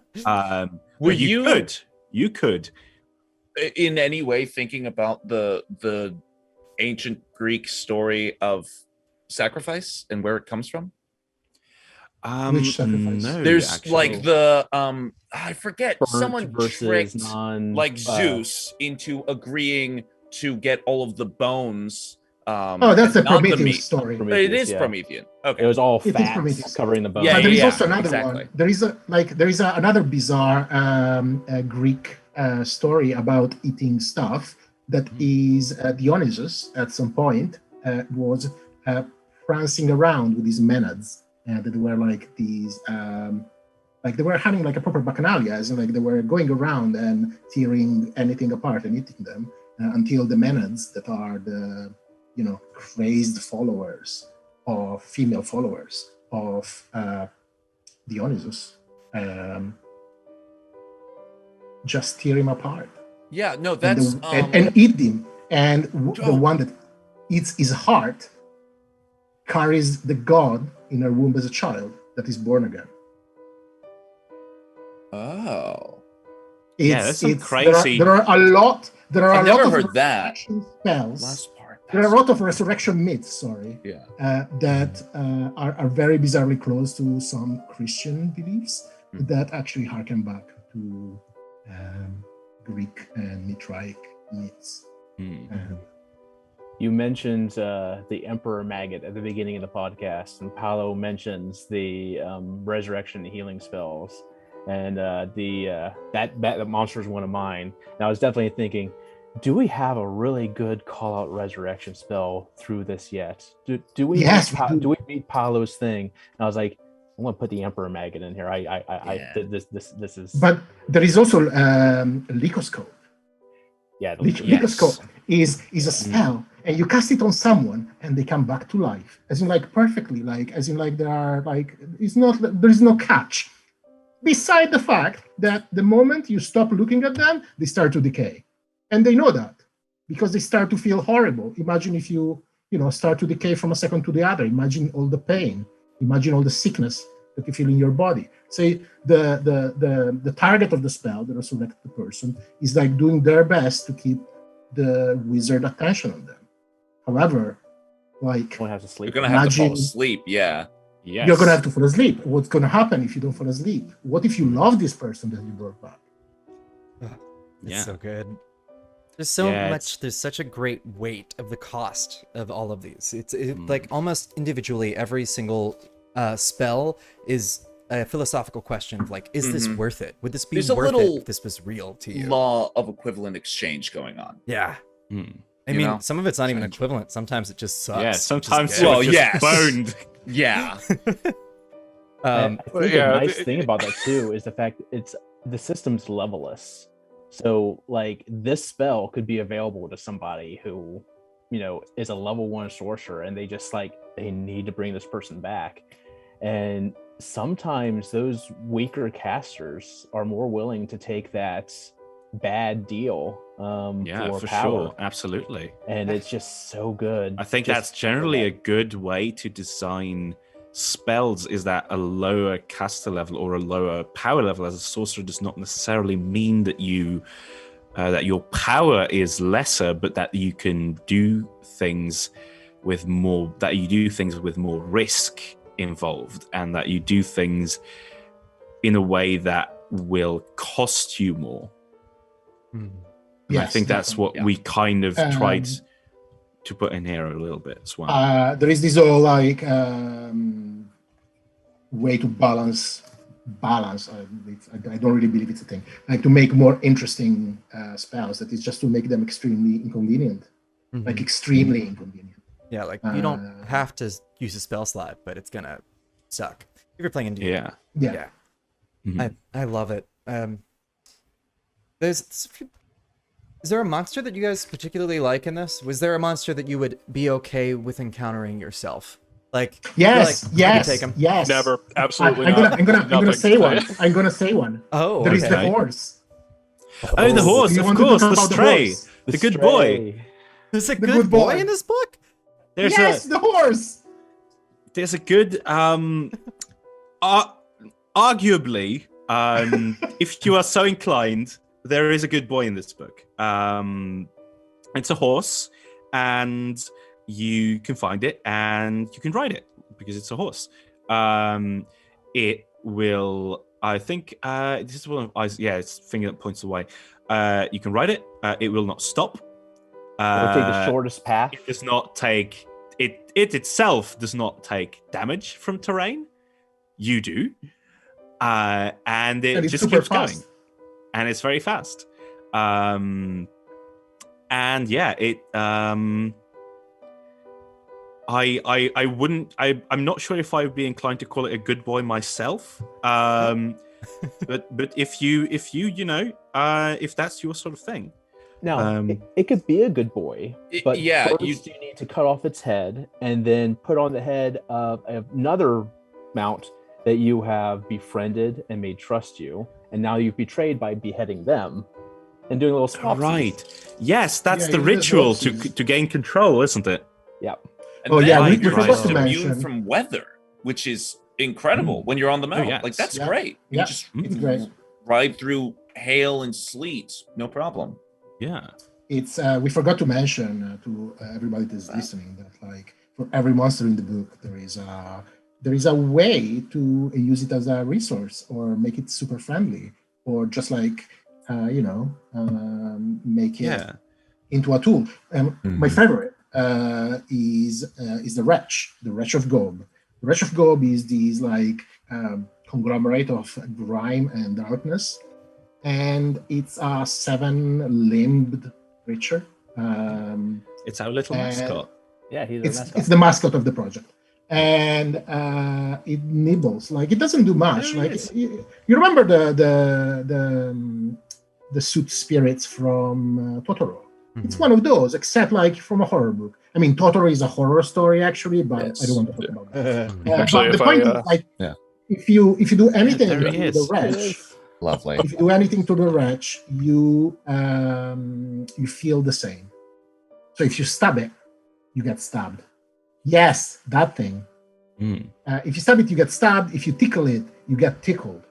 If you take it and tie it to a board or to a wheel and you use that as a shield, it's going to be terrifying for everybody that tries to hit you and hits the wretch instead.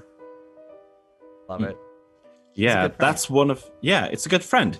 That's one of It's a the good friend. design tenets that we had for the monsters is that I think we originally worded it as monsters as magic items. So that basically every monster that is in the book also has the function of being like a magic item that you can use or something like some kind of tool that you can possess that will help you in your, quest to undo all good in the earth, being GAUB sorcerer as you are. And yeah, that I think has led to some very interesting story hooks just being incorporated into the monsters. Yeah, but it is something that's great about this entire book. Everything is a story hook, it feels like. Even the spells, they all have long-lasting, long-term effects. So when you cast them, that could be your character's main deal for like a long period of time is dealing with this spell that they just cast. Dealing with that spell, yeah. Yeah, which is I think that's something that the microfictions were very handy for, in my opinion at least, is to explore the consequences and implications of a spell. So often a microfiction would not necessarily be about the spell, like the moment of the spell being cast or something like that. It would show you something about the spell that you might not have thought about just reading the mechanical effect. Yeah, I think it's great. I was just looking at the Good Doctor actually. Yes. Oh yeah. Yeah, that's also good boy. Yeah. Not really. He's not horrible. He's a good doctor. He just wants to operate men dissect even against the patient's will. That's not, Yeah, but also like normal doctors want to do that. So I think that plays into also the catastrophes, which was another fun thing to write up, much in the style of Paolo's other books. And each of those, the consequences of those could be a jumping off point.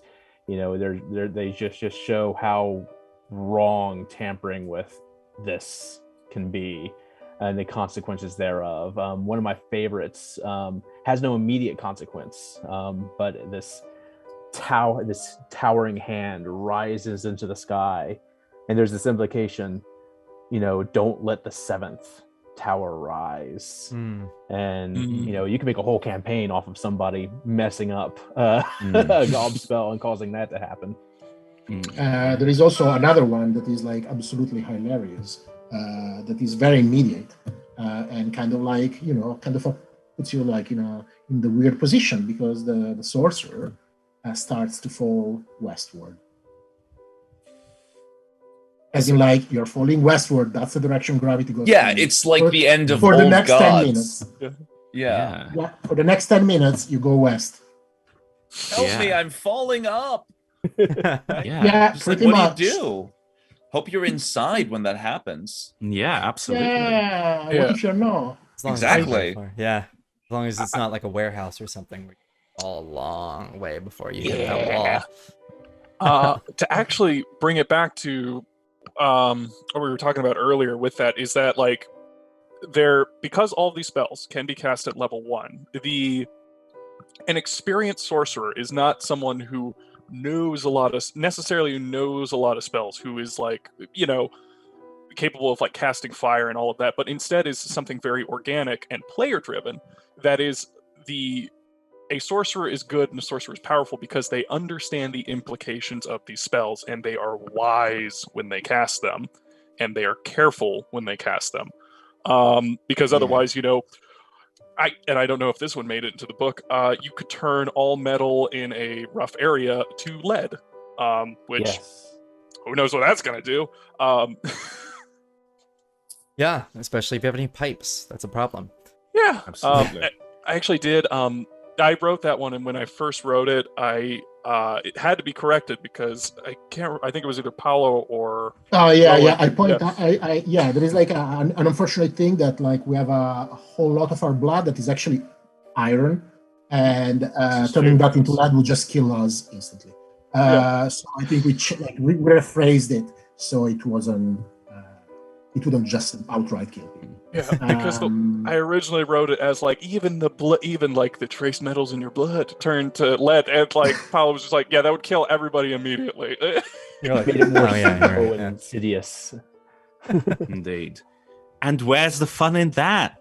Mhm. Yeah, there's no fun. Like, I mean, being maimed or being traumatized forever for the purpose of the game is great. Yeah.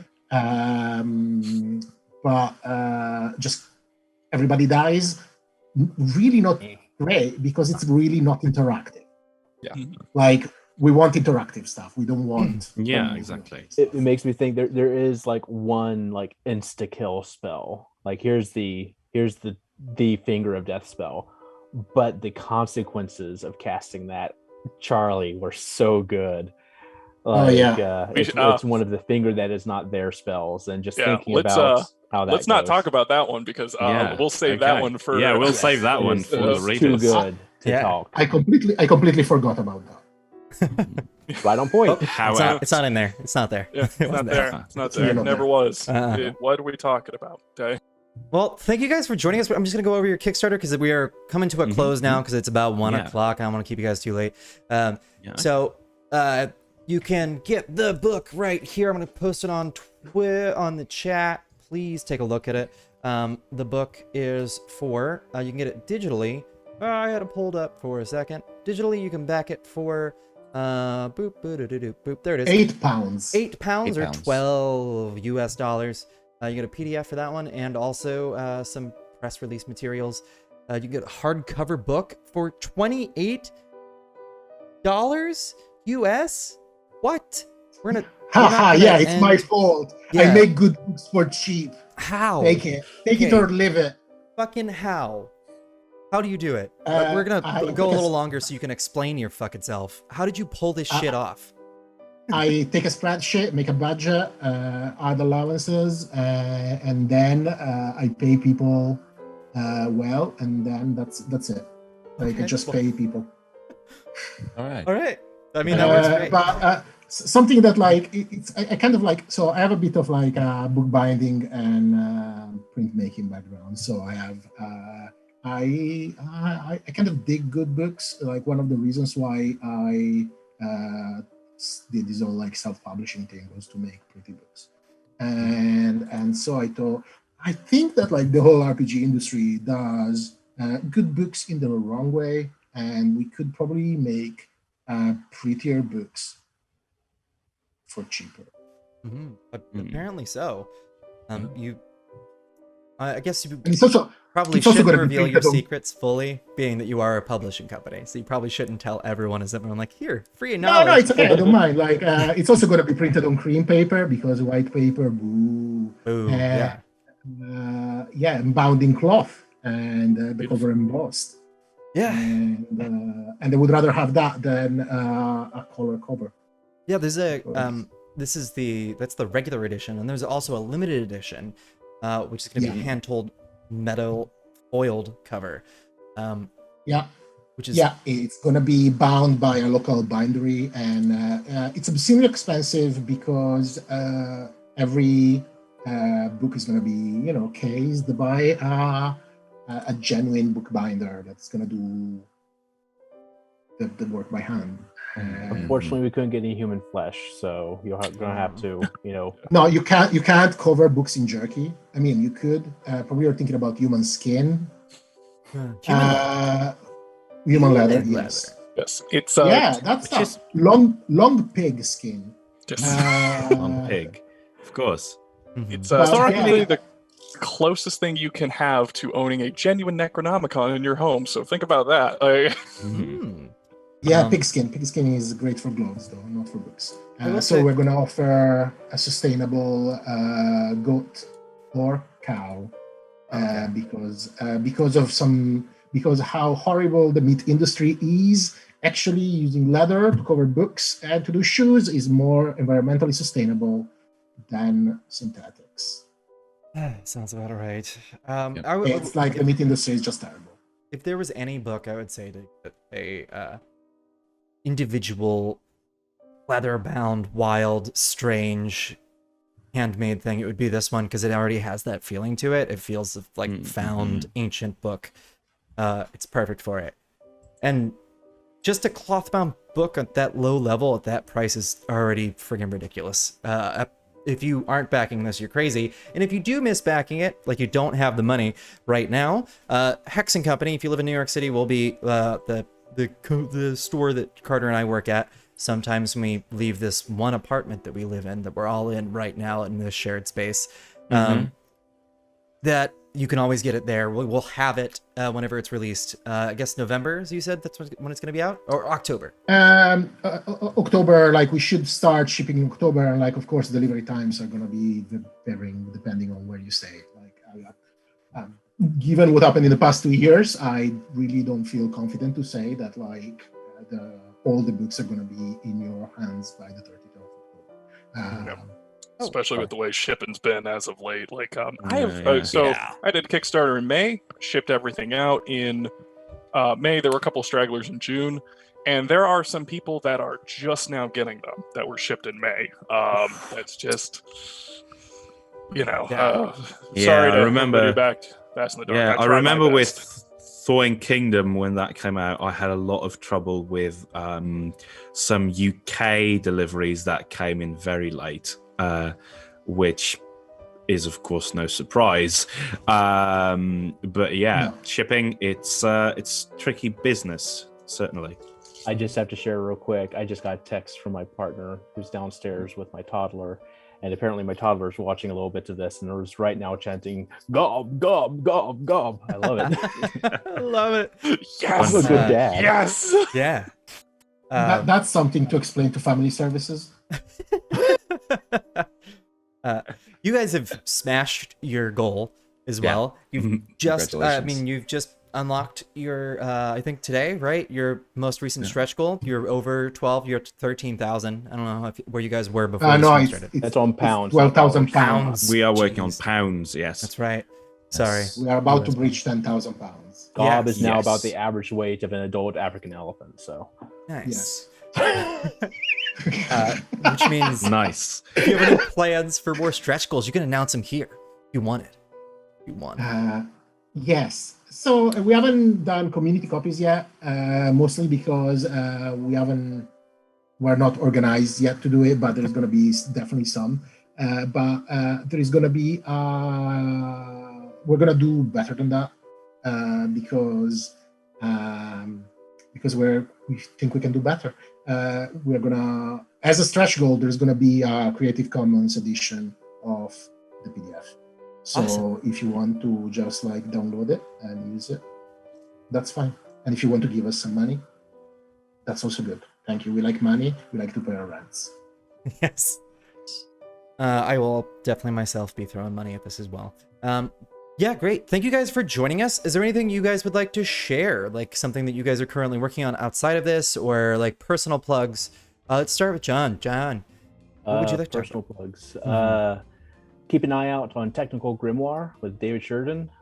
He's releasing Low Country Crawl 1.5 soon with whole new writers and staff, all people of color from the Low Country, which is who I wanted to have writing this in the first place. So I'm happy that it is in the right hands now. Just always keep an eye on the vile viziers here. You have no idea what madness we might produce in the near future. Charlie, anything from you?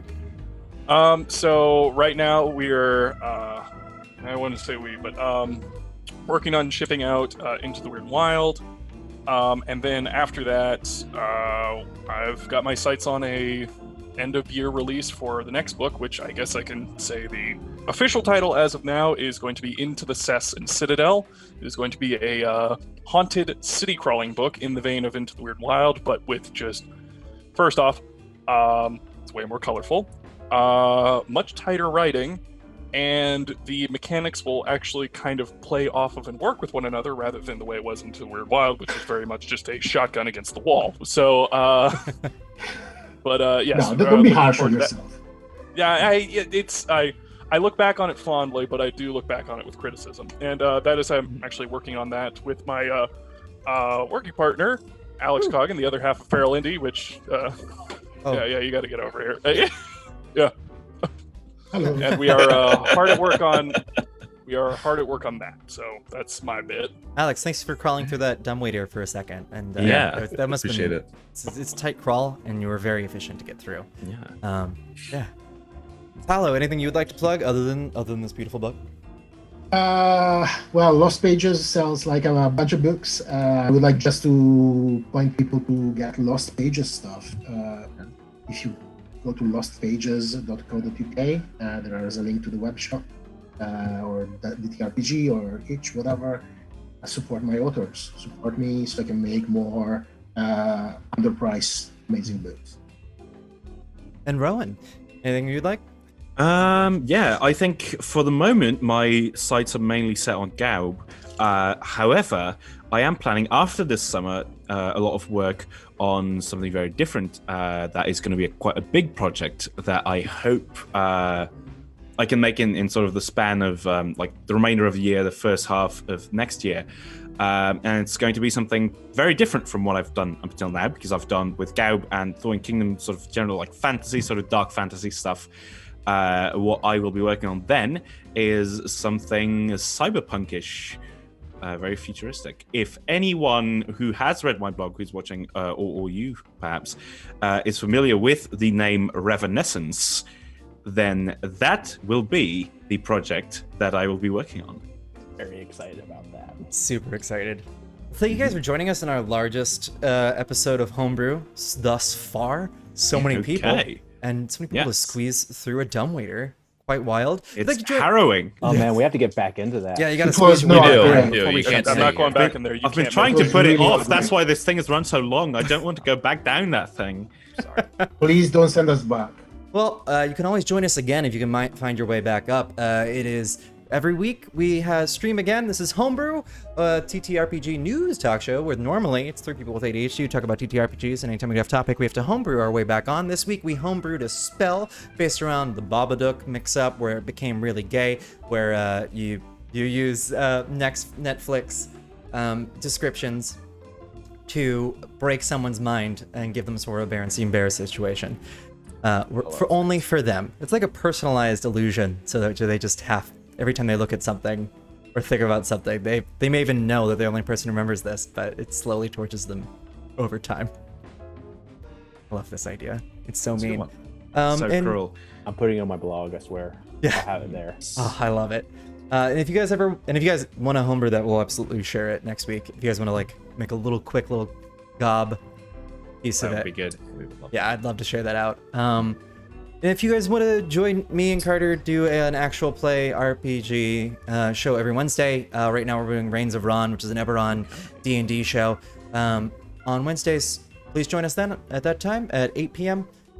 People decide what we do, and it'll help us solve the mystery. Thank you guys for joining us, and hopefully we'll see you guys again soon. Thanks for watching, everybody. All right. Bye. Bye. Bye. Spooky. Where are my fingers and hands? Oh no, I'm invisible. I'm gone. Get into that dumbwaiter, guys. Watch out. Go on, go on. All I'm right. not going back. You can't make me. We'll make you get back down there. Get in there. Get in there. Oh. All right. All right, we're safe. All right. Bye.